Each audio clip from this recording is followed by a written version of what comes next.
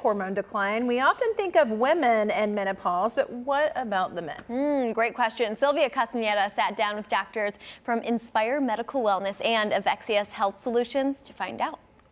Okay, when we think of hormone decline in men, does grumpy old men come to mind? Or are symptoms of hormone decline more vague? Or could they start sooner than any of us think? Well, that's why we have invited back with us Dr. Jason Burchard, who is the owner of Inspire Medical Wellness in Mount Juliet, and Dr. Terry Denai, who is the founder of Avexius Health Solutions.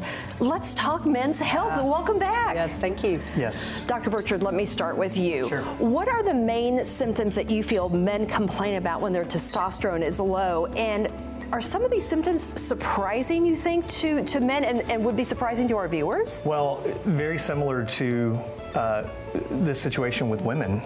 Yes, so many men, again, have this stigma of thinking that their testosterone's not low until it starts to impact sexual health. That's right. And quite honestly, that's really one of the last symptoms that you're going to find with low testosterone in most situations. So like women, in a lot of situations, there's a lot of men that will suffer unnecessarily for years, not really connecting, again, the importance of understanding the role that DHEA and testosterone and even thyroid plays in overall function. So the symptoms, again, they do come in with a lot of times is going to be, again, I'm just tired. Again, I have brain fog. It's interesting. A lot of times it's low motivation. Yeah. What's really interesting is a lot of times they'll say, I find that even my hobbies, even the things that I really love doing, I really struggle finding the motivation to even get up and go do those things. And that's what a lot of times brings them in. They'll go, something's not right. Yep. When I don't even, again, look forward to going and playing golf on the weekends or something of that. So that's where, again, those vague symptoms of I'm just not feeling myself. Obviously, there are other symptoms eventually that can come up. But it typically is my energy, my brain function, my motivation, and then weight, body composition.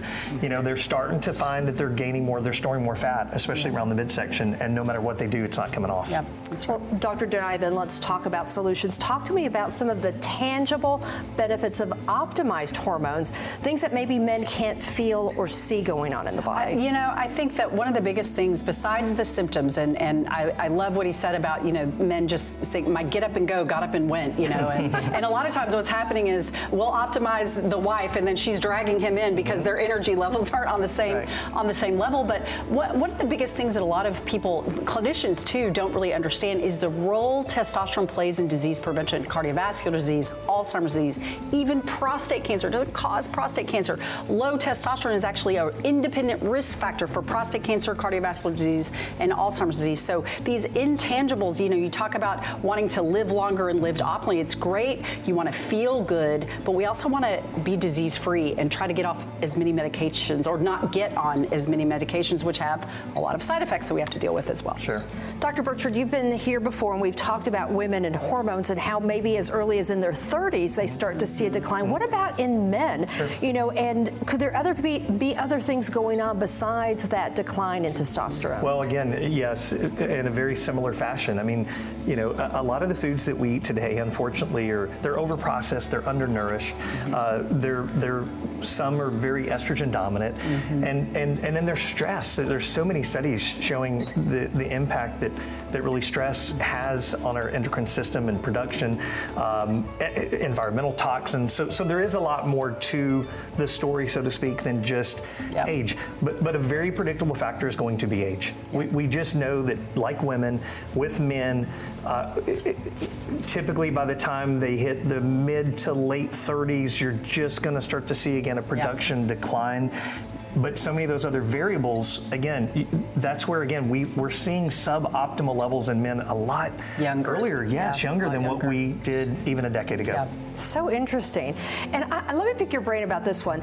You know, men here, they go to the doctor just like women, and your hormone levels, your testosterone levels are fine, but yet people are still experiencing these symptoms. What's your take on this, doctor? Yeah, the normal. So one of the things that I talk about this a lot in my book, Hormone Havoc, is there's expected ranges, but we use the wrong nomenclature. We consider it normal. Well, yeah, it is normal for a male testosterone to fall somewhere between 300 and 1200.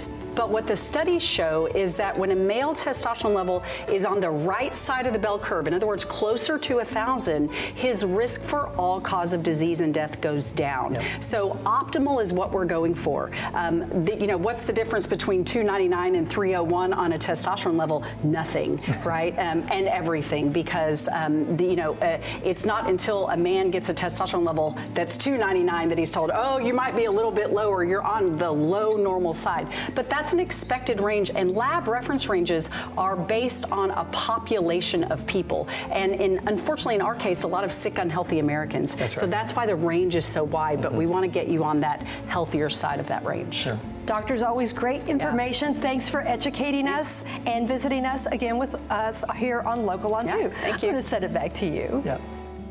Thank you, Sylvia. To learn more about hormone replacement therapy or to make an appointment, visit inspiremedicalsolutions.com, or you can visit avexius.com and then click on Find a Provider.